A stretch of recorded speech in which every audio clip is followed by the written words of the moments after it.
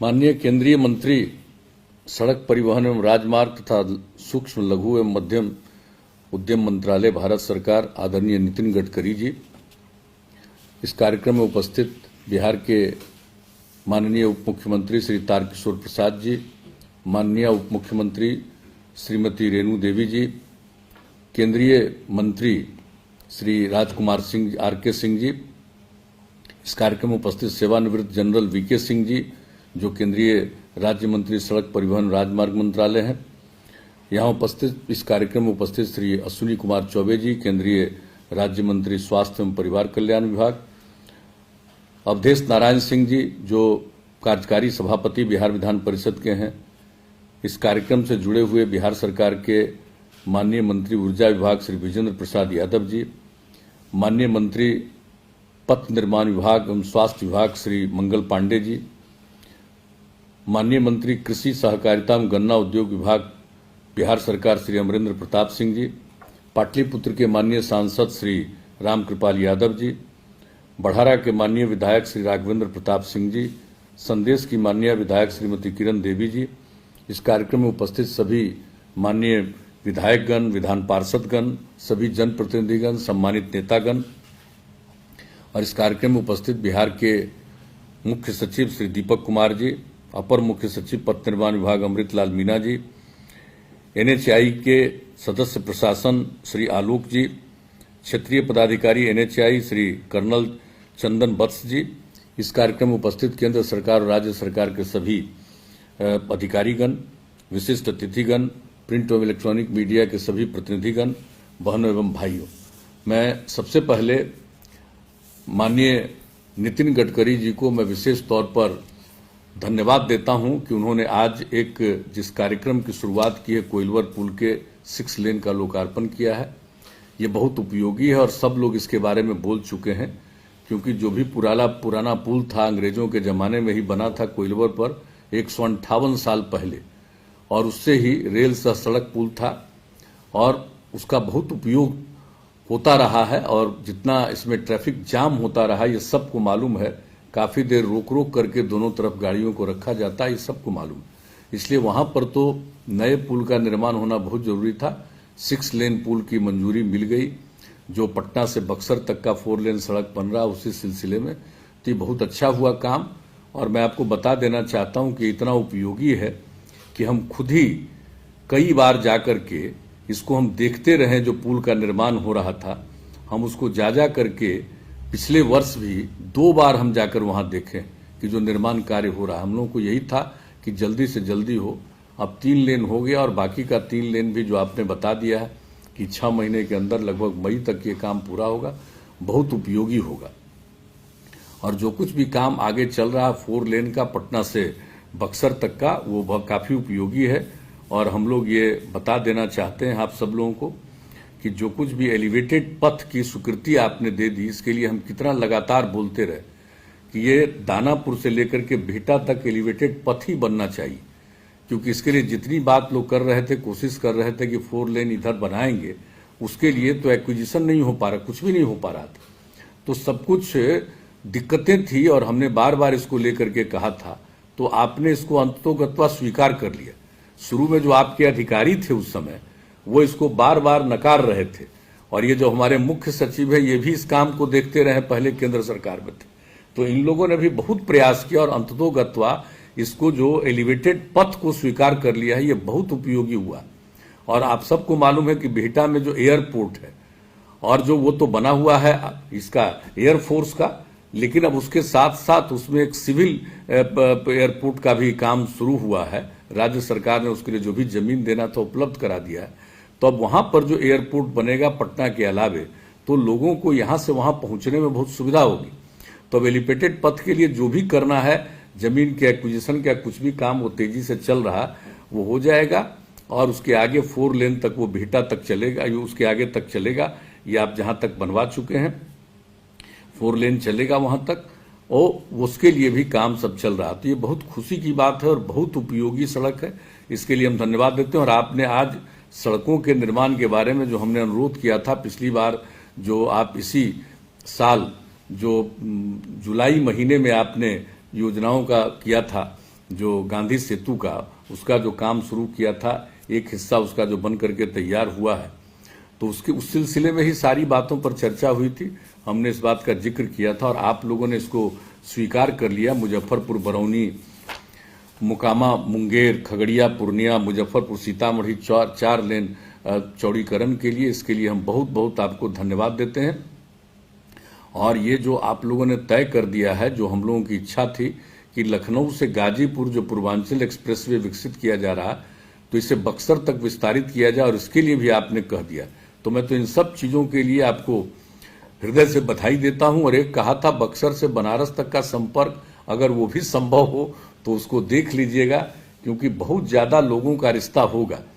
और जिस तरह से बनारस का संबंध सब जगह है, ये सिर्फ यूपी की चीज नहीं है, ये बनारस का संबंध बहुत ज्यादा है। और लोगों का आना जाना, बिहार के लोगों का भी कितना बना रहता है।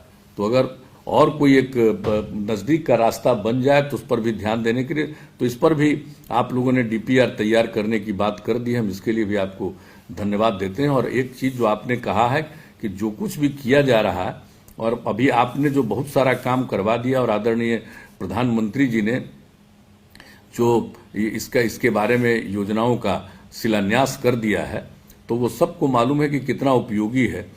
पटना महात्मा गांधी सेतु के समानांतर गंगा नदी पर, बीरपुर से बीरपुर के बीच कोसी नदी पर, तो ये सब जो 4 लेन का जो शुरू करा दिया गया है। फिर सड़कों का, जिसका आपने आरा मोहनिया का जिक्र किया, बख्तियारपुर, रजौली, नरेनपुर, पूर्णिया का 4 लेन चौड़ीकरण का, और पटना रिंग रोड में भी जो शुरुआत कर दिया निर्माण का कार्य, और आदरणीय प्रधानमंत्री जी ने इस सब का शिलान्यास कर दिया और ये काम शुरू हो रहा है। तो ये बहुत ही खुशी की बात है, और इसके लिए खास करके आपको हम धन्यवाद देते हैं। और आज हमने देखा कि जितने सांसदों ने भी आपको सुझाव दिया है, उन सब चीजों के बारे में बहुत ही पॉजिटिवली आपने ये काम किया है। और आपकी जो एक अपेक्षा है हम लोगों से, वो ये है कि जो जमीन का अधिग्रहण हो, भू अर्जन हो, तो उसमें सहयोग मिलना चाहिए। तो निश्चित रूप से यहाँ हमारे मुख्य सचिव भी बैठे हुए हैं, हम लोगों ने पहले ही से कहा कि इसको देखिएगा। और पहले तो कई बार हम साल में एक बार तो जरूर कम से कम जो भू अर्जन का सवाल होता था उसको भी देखते थे। हम लोग इसको जरूर देखेंगे। और एक बात तो आपने जो 18 में हम लोगों को सुझाव दिया था, उसको मानते हुए जो आए थे, पटना में ही आपने मीटिंग की थी, तो उस समय भी जो बात आपने रखा था उसको हम लोगों ने स्वीकार किया कि केंद्र सरकार की एजेंसियों के लिए राज्य सरकार द्वारा भू अर्जन किए जाने पर प्रशासनिक खर्च की राशि को, जो कुल मुआवजा का 20% देय होता था, उसको आपका सुझाव था, उसको घटा करके हम लोगों ने 2.5% कर दिया। तो अब जो भी आप चाहते हो सब हम लोग करते रहें। और राज्य सरकार की तरफ से भी तो मुफ्त में जमीन उपलब्ध कराया जाता है। जो भी राज्य सरकार की जमीन है उसे एज इज वेयर इज के आधार पर केंद्र सरकार को निःशुल्क उपलब्ध कराया जा रहा है। और बाकी जो जमीन है उसका अधिग्रहण जल्दी से जल्दी हो, भू अर्जन हो, इसके लिए हम लोग प्रयास करेंगे।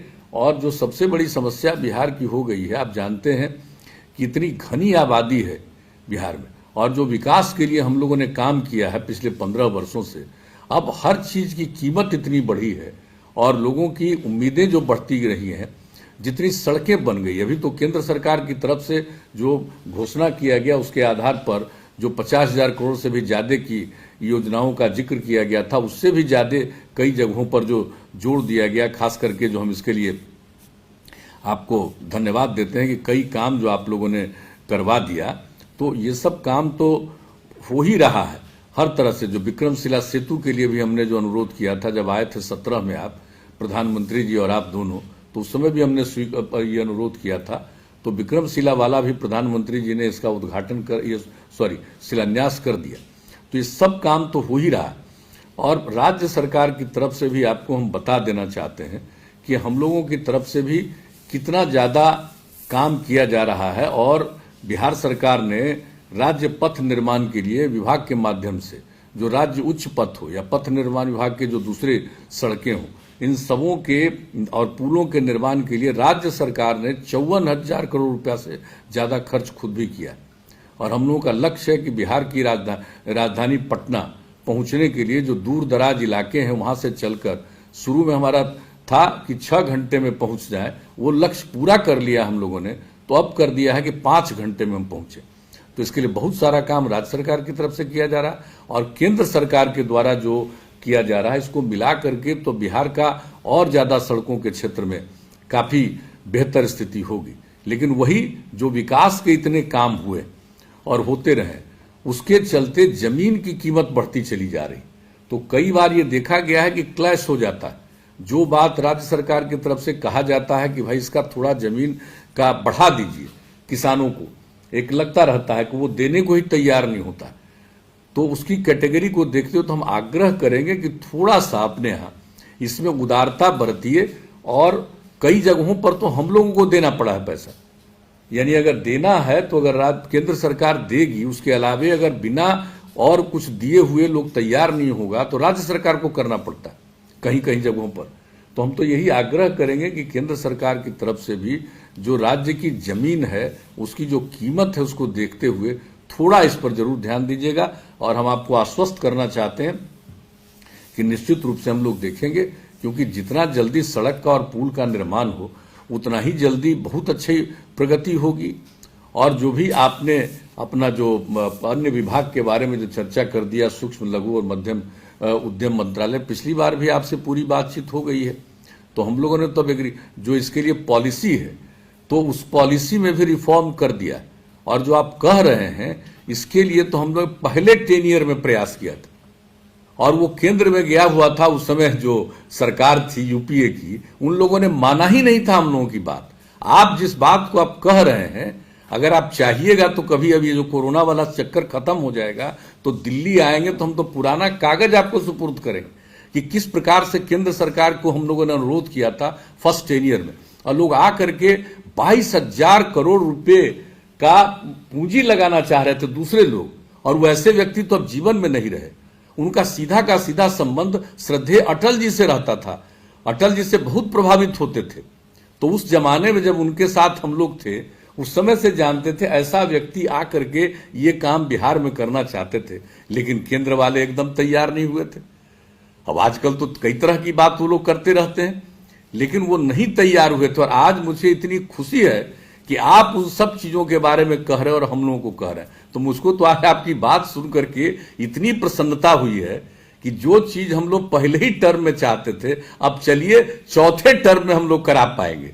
तो ये कम से कम खुशी होगी। और बिहार में आप जान लीजिए, इसके चलते उद्योग बढ़ेगा और लोगों का रोजगार बढ़ेगा। ये बहुत बड़ी बात है। ये हम लोग शुरू में ही चाहते थे, लेकिन जब उसमें नहीं मिला था सहयोग तो उस तरह से हम लोग उद्योग को बहुत नहीं बढ़ा पाए थे। व्यापार तो बहुत बढ़ा, लेकिन उद्योग उतना नहीं बढ़ पाया। लेकिन आपका जो विचार है, तो इस विचार से मुझे बड़ी प्रसन्नता है कि इसको होते हुए बिहार में और ज्यादा होगा और हम लोग पूरे तौर पर सहयोग करेंगे और इस चीज को बिहार में लागू किया जाए। इसके लिए तो हर जो जरूरी कदम है वो हम लोग सब उठाएंगे। जो हम लोगों के लिए जरूरी है, उद्योग की नीतियों में जो रिफॉर्म कर सुधार करना था, और ज्यादा हम लोगों ने सुधार राज्य सरकार की तरफ से अनुदान देने का और कई चीजों के बारे में हम लोगों ने निर्णय ले लिया। तो हमको पूरा लगता है कि आपका जो दूसरा विभाग है उसके माध्यम से भी बहुत सारा लाभ बिहार को मिलेगा। सड़क के मामले में तो और पुलों के मामले में तो आपके विभाग के द्वारा, आपके द्वारा और आदरणीय प्रधानमंत्री जी के द्वारा जो कुछ भी किया जा रहा है उसका बहुत लाभ है। इसलिए और ज्यादा कुछ नहीं कहते हुए ये बड़ी खुशी की बात है। और हम तो यही कहेंगे, जिस तरह से आज आपने कई जगहों की तिथि निर्धारित कर दी है कि उस समय तक ये काम पूरा हो जाएगा, तो बहुत ही प्रसन्नता की बात है और निश्चित रूप से ये काम होगा। और आपने ये समय दिया और आज उसका उद्घाटन किया, इसके लिए मैं पुनः आपको बहुत बहुत धन्यवाद देता हूं और आपका इस कार्यक्रम के लिए अभिनंदन करता हूं। और इस वर्ष आपने 2 कार्यक्रम कर लिया है और मुझे खुशी है कि अगले साल और ज्यादा काम तेजी से पूरा हो जाएगा, तो आप इस तरह का कार्यक्रम कर पाएंगे, ये मुझे पूरी उम्मीद है। और आपसे हम लोगों का बहुत पुराना संबंध है, तो उसको ध्यान में रखते हुए हम लोग तो चाहेंगे, और जितने लोगों ने जो कुछ भी सुझाव दिया है उन सब चीजों को भी आपने बहुत हद तक स्वीकार कर लिया है। इसके लिए मैं पुनः आपको हृदय से धन्यवाद देता हूं और आपके आज के इस कार्यक्रम के लिए मैं फिर से आपका अभिनंदन करता हूं और अपनी बात समाप्त करता हूं। सबसे पहले मुझे बहुत खुशी है कि हमारे आर.के. सिंह जी और अश्विनी कुमार चौबे जी इस ब्रिज के लिए मेरे पास बहुत बार आते थे। और एक बार जब प्रधानमंत्री जी ने के हाथ से भूमि पूजन कार्यक्रम इसका हुआ था, तब मुझे वो लोहे के पुल पर जाने का भी मौका मिला, और तब मुझे समझ में भी आया कि कितनी तकलीफ लोगों को हो रही है। आज इसके बारे में आधा भाग उसका पूरा हुआ है, और मुझे खुशी है कि इसके कारण निश्चित रूप से दक्षिण बिहार की एक लाइफलाइन है, और इसकी शुरुआत आज हो रही है। इसके लिए मैं बिहार की जनता को और आप सबको बहुत बहुत अभिनंदन भी करता हूं, धन्यवाद भी देता हूं। आदरणीय राजकुमार सिंह जी ने मांग की है कि इस ब्रिज के नामकरण के बारे में वशिष्ठ नारायण सिंह जी का इसके लिए नाम दिया जाए। मैं उनको विश्वास दिलाता हूं कि आपके तरफ से केवल पत्र भेज दीजिए और इसके बारे में हम अनुमति देंगे, और इसका नाम वशिष्ठ नारायण सिंह जी से नाम से रखेंगे, ऐसा मैं उनको विश्वास देना चाहता हूं। आज इस ब्रिज को लेकर बाकी का जो अधूरा काम है वो पूरा करने के बारे में आज ही मैंने कल उसका पूरा डिटेल में रिव्यू लिया है, और मुझे लगता है कि ये 2021 के पहले, तो उन्होंने कहा है, पर उसके ही पहले हम इसको निश्चित रूप से पूरा करेंगे। ये 138 साल जो पुराना ब्रिज और रेल का जो एक ब्रिज अंग्रेजों ने बनाया था, उसके बाद में ये ऑप्शन आज मिल रहा है, तो ये बहुत ही स्वाभाविक रूप से हम सब के लिए बहुत ही समाधान का विषय है। ये ब्रिज का 3 लेन शुरू होने से आरा, पटना, छपरा आने वाले लोगों को भी ट्रैफिक से काफ़ी राहत मिलेगी, और दक्षिण बिहार के लिए तो ये लाइफलाइन भी है। तो मैं निश्चित रूप से आप सबको इसके उपलक्ष्य में बहुत बहुत धन्यवाद दूंगा। कल ये ब्रिज के निमित्त मैंने कुछ परियोजनाओं का जो कार्य चल रहा था उसका भी रिव्यू दिल्ली में किया। छपरा, रेवाघाट, मुजफ्फरपुर 100% पूरा हो गया है। 31 दिसंबर 2020 का उसका अवधि था। मुजफ्फरपुर, सोनावर्षा ये भी लगभग 99% पूरा हुआ है। छपरा, गोपालगंज 92% पूरा हुआ है। बिहार शरीफ, बरबीघा, मोकामा 90% पूरा हुआ है। मुंगेर अप्रोच रोड 40% पूरा हुआ है, और किशनगंज फ्लाईओवर 50% पूरा हुआ है। पटना से बख्तियारपुर जो था वो करीब 99% पूरा हुआ है, और हाजीपुर से मुजफ्फरपुर 75% पूरा हुआ है, और जून 2021 को पूरा काम हो जाएगा। भोजपुर से बक्सर जो है वो 40% पूरा हुआ है, अक्टूबर 2021 में वो पूरा हो जाएगा। और कोइलवर से भोजपुर ये भी 55% पूरा हुआ, और अक्टूबर 2021 में पूरा होगा। जो महत्वपूर्ण काम थे जो बिहार के लिए बहुत ही महत्वपूर्ण है, सीतामढ़ी, जयनगर, नरहिया 170 किलोमीटर का 770 करोड़ रुपए का कार्य है, ये 50% पूरा हुआ है। कोशी ब्रिज हम लोग कल मैं बात कर रहा था कि देश में सबसे ज़्यादा ब्रिजेस हम बिहार में बना रहे हैं, क्योंकि गंगा के ऊपर, और उधर बिहार के बाद आसाम में ब्रह्मपुत्रा पर, और बिहार पर गंगा में।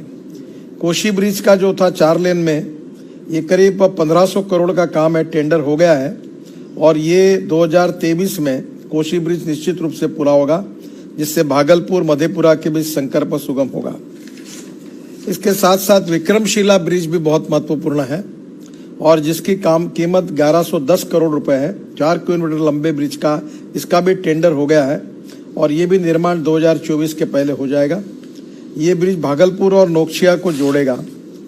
जो बक्सर ब्रिज है, जो भोजपुर से बक्सर के बीच 48 किलोमीटर के प्रोजेक्ट में 1 किलोमीटर गंगा पर ब्रिज बनाया जा रहा है, ये काम जो है ये 2021 तक पूरा हो जाएगा, और निश्चित रूप से इसके कारण उत्तर प्रदेश जाने के लिए भी बहुत सुविधा होगी। जो साहिबगंज ब्रिज था वो काम अटका था, क्योंकि बीच में एक चाइनीज कंपनी के जॉइंट वेंचर की कुछ समस्या आई, फिर जिसको दिया उसने नहीं किया, 3 बार टेंडर निकालना पड़ा, पर अब इसका अभी क्लियर हो गया है। और ये बिहार और झारखंड को जोड़ने वाला जो साहिबगंज ब्रिज का टेंडर हो गया है, ये करीब 2000 करोड़ की लागत से ये 6 किलोमीटर का ब्रिज बन रहा है, और ये कार्य भी किसी भी हालत में 2024 के पहले पूरा हो जाएगा। इसके बनने से कटिहार से झारखंड पहुंचना आसान हो जाएगा। जो पटना का गंगा ब्रिज का जो नवीनीकरण है, ये भी अपने आप में एक नई टेक्नोलॉजी का उपयोग करके हुआ है, और पुराने ब्रिज के 2 लेन का नवीनीकरण कार्य पूरा भी हो गया है और बाकी 2 लेन का काम, और इससे भी पटना में काफ़ी राहत मिल जाएगी। मैं भी इसका फॉलोअप कल मैंने लिया है।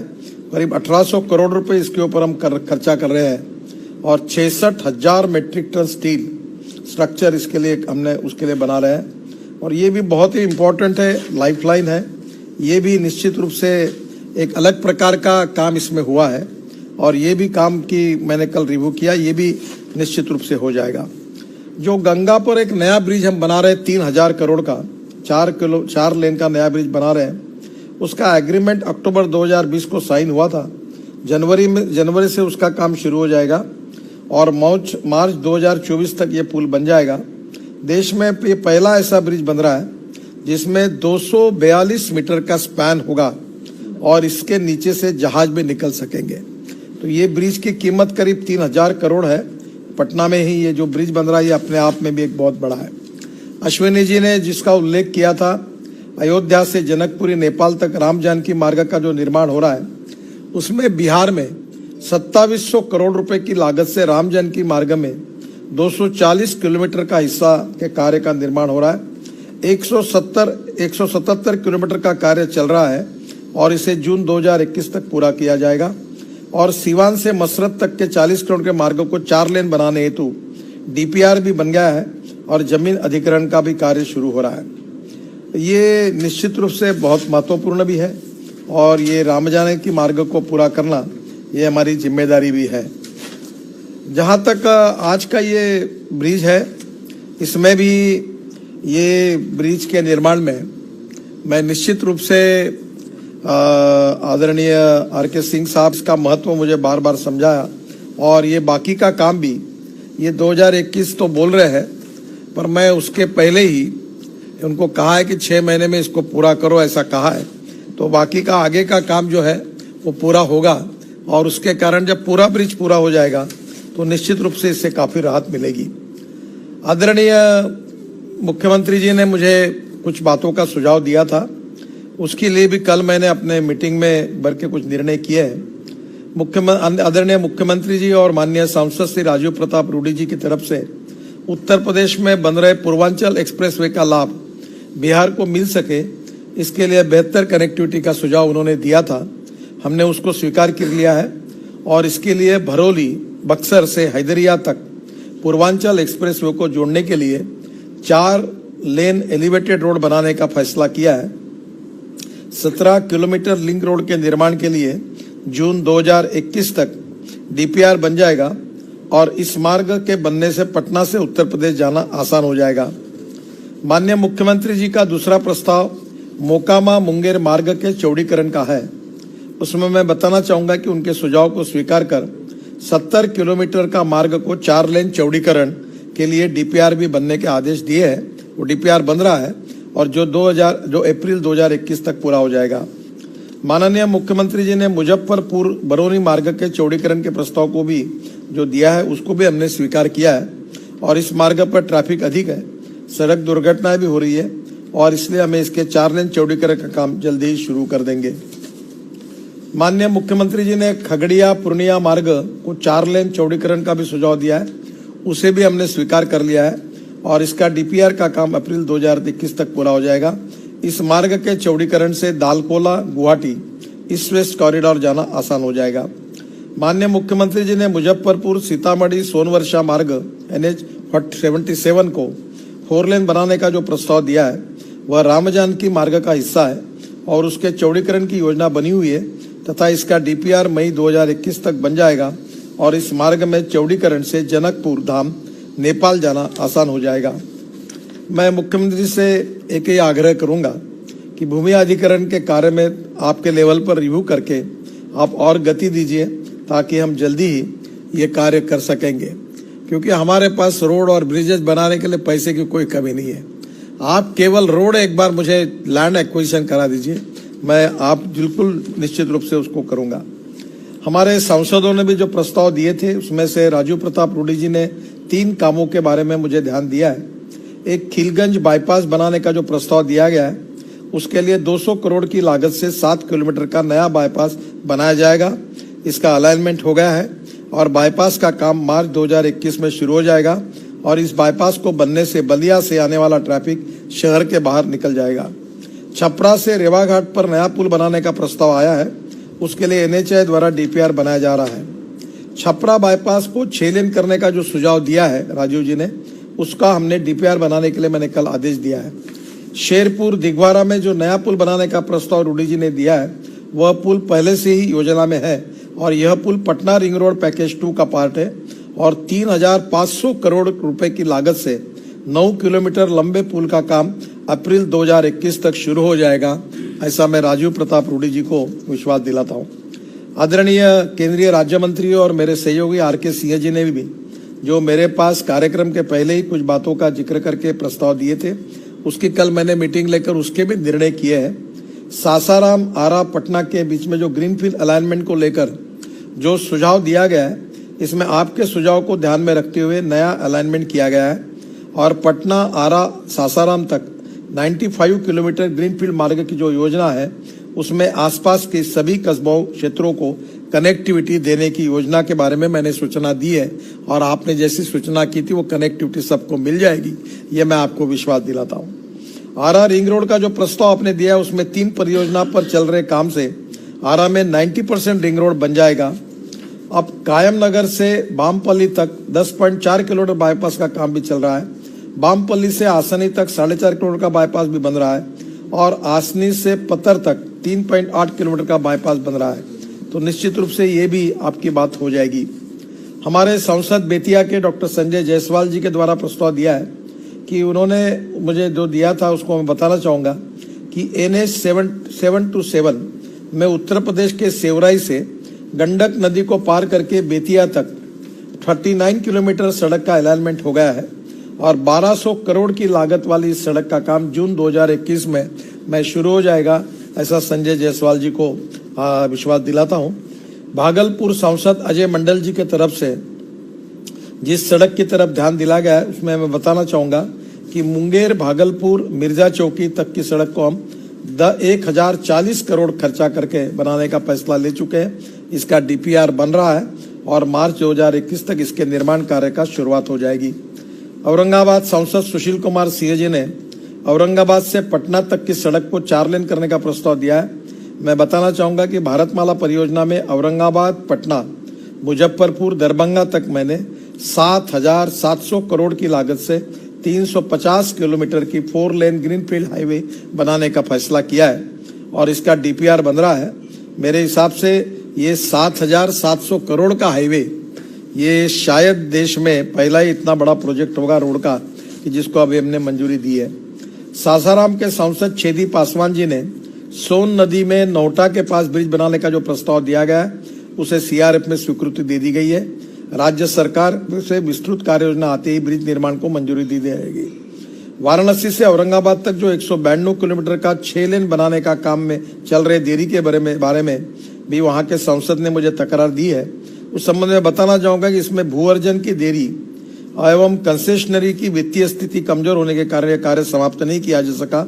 इस परियोजना में वर्तमान में भारतीय माननीय उच्च न्यायालय पटना द्वारा मॉनिटरिंग भी किया जा रहा है, जिसमें माननीय उच्च न्यायालय द्वारा बिहार सरकार को 31 दिसंबर 2020 तक संपूर्ण भूमि हस्तांतरण करने का आदेश भी दिया गया है। ये भूमि मिल जाएगी तो मैं निश्चित रूप से ये भी काम पूरा हो जाएगा। गोपालगंज सांसद डॉक्टर आलोक सुमन जी द्वारा डुमरिया ब्रिज के कार्य में देरी की तरफ ध्यान दिला गया है, जिसमें मैं बताना चाहूँगा कि कंपनी की गलती के कारण पहला ठेका हमको निरस्त करना पड़ा था। उसके बाद नया DPR जो बनकर आया, उसमें कमी के कारण 4 बार टेंडर होने के बाद भी कोई कंपनी ठेका लेने के लिए सामने नहीं आई।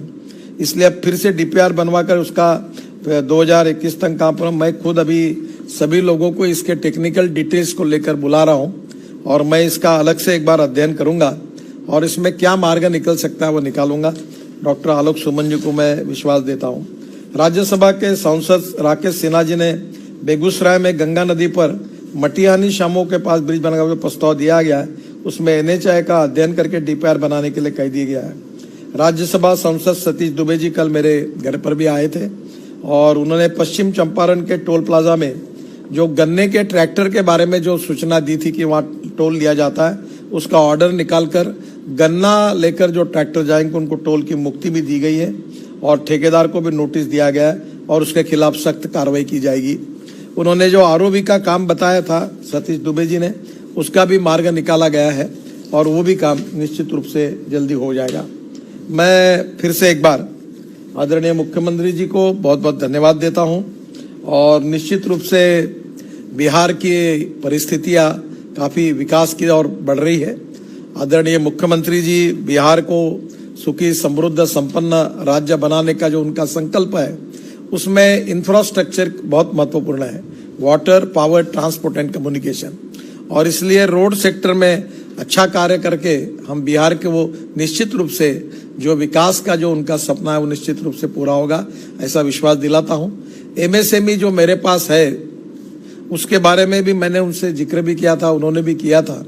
एक बार दिल्ली में विस्तृत रूप से हमारे एमएसएमई के क्लस्टर्स हो, बिहार की वहाँ की परंपरागत कलाएं, मधुबनी पेंटिंग से लेकर मैं उसको इंटरनेशनल लेवल पर तक ले जाना चाहता हूँ। इसके बारे में अलग अलग प्रकार के ट्रेनिंग इंस्टीट्यूट बनाना चाहता हूँ ताकि ये कला जो है ये टिकनी चाहिए। इसके साथ साथ खादी के, हैंडलूम, हैंडीक्राफ्ट के क्षेत्र में बिहार की अपनी एक परंपरा है और मैं चाहता हूं कि इसके लिए बिहार में बहुत ज़्यादा काम हो। जैसे रोड में काम हुआ वैसे रोजगार के क्षेत्र में भी काम होना चाहिए।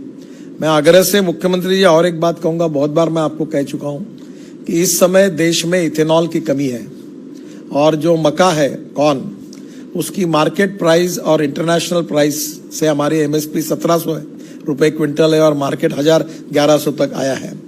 तो मक्के से इथेनॉल बनाना और शुगर के जूस से इथेनॉल बनाना और बायोमास से इथेनॉल बनाना, ये 2 लाख करोड़ की इकोनॉमी बन सकती है। महाराष्ट्र में हमने काफ़ी काम किया, अभी काफ़ी हुआ है।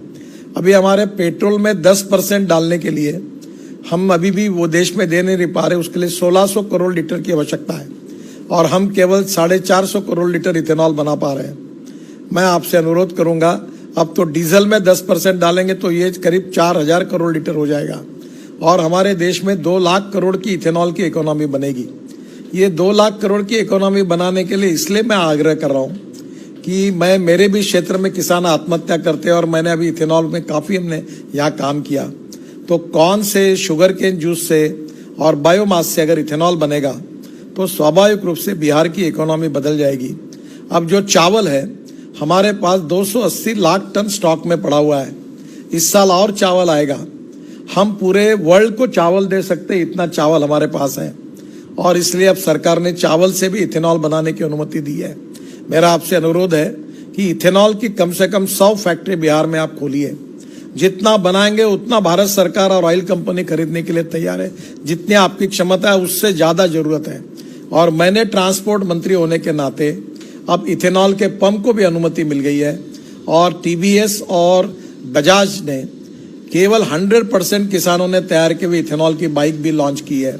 मैं आपसे अनुरोध करूंगा कि बिहार के किसानों के कल्याण के लिए और गांवों में रोजगार निर्माण करने के लिए आप इथेनॉल वाले प्रकल्प को लीजिए। इसमें मेरे से अच्छा कोई कंसल्टेंट नहीं मिलेगा क्योंकि 15 साल से इस बात का जिक्र करते करते अब सब लोग इथेनॉल की बात करने लगे। मैं ही ट्रांसपोर्ट मंत्री हूं और इसलिए इसकी टेक्नोलॉजी, इसके नियम सब बना चुका हूं। Electric, ethanol, methanol, biodiesel, bio CNG, LNG पर हमने सब वाहन लाए। अब इलेक्ट्रिक बसेस आ गई है, इलेक्ट्रिक बाइक आ गई, इलेक्ट्रिक ऑटो रिक्शा आ गई है। हम 7-8 लाख करोड़ का इंपोर्ट कर रहे हैं। वो इंपोर्ट बचकर हमारे किसानों को और गांव के लड़कों को रोजगार देने का कार्य अगर हम करेंगे तो वो सही में बहुत बड़ा रिवॉल्यूशन होगा। और मैं आप इसका नेतृत्व बिहार में करके बिहार की गरीबी और भूखमरी की और बेरोजगारी को दूर करने वाली ये बात होगी और इसमें मैं पूरा सहयोग करने के लिए तैयार हूँ। इसकी योजना आप बनाइए, एमएसएमई में डालिए। मैं एमएसएमई में कर्जा देने के लिए लोगों के लिए तैयार हूँ ताकि बिहार में मक्का हो, शुगर केन जूस हो, मोलाइसेस हो या बायोमास हो या चावल हो, इन सब का उपयोग करके पेट्रोल डीजल का इंपोर्ट बंद हो जाएगा, प्रदूषण कम हो जाएगा। मैं आपसे अनुरोध करूंगा कि देश के सुप्रीम कोर्ट के चीफ जस्टिस ने मुझे सुप्रीम कोर्ट के सामने आमंत्रित भी किया है और वहाँ जजेस के सामने मैं 1 घंटे का प्रेजेंटेशन भी करने वाला हूँ। ये जो परली है, राइस स्ट्रॉ है, इससे भी बायो सीएनजी बना है जो मेरे यहाँ नागपुर महानगर पालिका की 400 बसेस उसके ऊपर मैं चला रहा हूँ। गंदे पानी को हमने 300 करोड़ में बेचा है और उससे मीथेन निकालकर उससे बसेस और मेयर से लेकर कमिश्नर तक सबकी गाड़ियां उस पर कन्वर्ट करने का काम शुरू हुआ है। तो मैंने गंगा का मंत्री होते समय बायोडाइजेस्टर बनाए, पटना से लेकर मैंने कम से कम अनेक योजनाएं मंजूर करके दी। उन बायोडाइजेस्टर से मीथेन निकालकर CO2 अलग करके बायो CNG पर पटना की बसेस और ट्रक चलेगी तो प्रदूषण भी कम होगा, रोजगार भी मिलेगा। तो मेरा अनुरोध है कि आप निश्चित रूप से इसमें आप नेतृत्व करिए। MSME की ओर से मैं उसके लिए अभी आपके लिए जो भी लोन लोग करेंगे उसके लिए लोन देने के लिए भी तैयार हूं। फिर से एक बार आपको बहुत बहुत बधाई, धन्यवाद, नमस्कार। विकासशील भारत का प्रतीक ये